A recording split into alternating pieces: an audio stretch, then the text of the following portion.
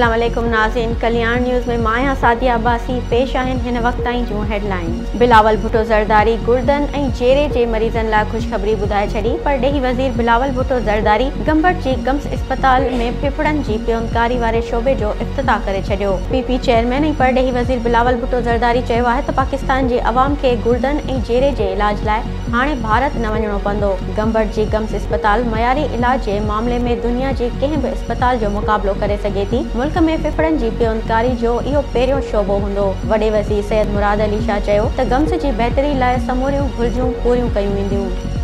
नवाज़ league अॻवान मरियम नवाज़ चयो आहे त कॾहिं बि कंहिं अदालत कंहिं आमिर खे कटेरे में बीहारण जी जुरत न कई, कॾहिं बि कंहिं डिक्टेटर खे नाअहल न कयो वियो। रुगो अवाम जे चूंडियल वज़ीर आज़म खे ई कढियो वियो। रावलपिंडी में बुखला कन्वेंशन खे ख़िताब कंदे मरियम नवाज़ चयो त ISI जो अॻूणो सरबराह रिटायर्ड जनरल फैज़ हमीद अदालत खे कंट्रोल कंदो हो। इमरान ख़ान संदसि लाडलो हो। उहो ई कारण आहे त इमरान ख़ान मथसि कॾहिं तनक़ीद नाहे कंदो। मरियम नवाज़ चयो त चीफ जस्टिस चयो त पार्लियामेंट में तनक़ीद कंदड़ उहे ई सियासतदान आहिनि जेके जेल काटे आया आहिनि। बिल्कुलु असां जेल काटी आहे, असांखे मौत जी सज़ा ॿुधाई वई। उहे सभु सज़ाऊं अवाम ख़ातिर काटियूं आहिनि।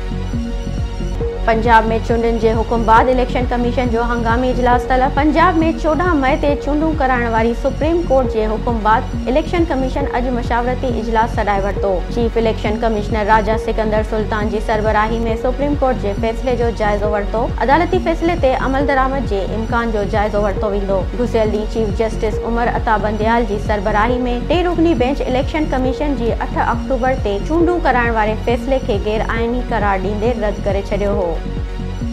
वफ़ाक़ी घरू वज़ीर राना सनाउल्लाह चयो आहे त तकरारी अंदाज़ में इलेक्शन कराइण सां पाकिस्तान तबाही जे वर चढ़ी वेंदो। हिकु शख़्स जो होॾ क़बूल न आहे। रावलपिंडी में वकीलनि जे कन्वेंशन खे ख़िताब कंदे राना सनाउल्लाह चयो त चूंडूं कराइण ते सियासी जमायतूं, इलेक्शन कमीशन, सीनियर जज ऐं सिक्योरिटी इदारा बि मुतफ़िक़ न आहिनि। हिन चयो त उहो चयो पियो वञे त असां शायदि चूंडनि खां घबराए रहिया आहियूं। असां सदाईं चूंडियूं विढ़ियूं आहिनि ऐं वोट जी ताक़त सां इक़्तिदार में आया आहियूं।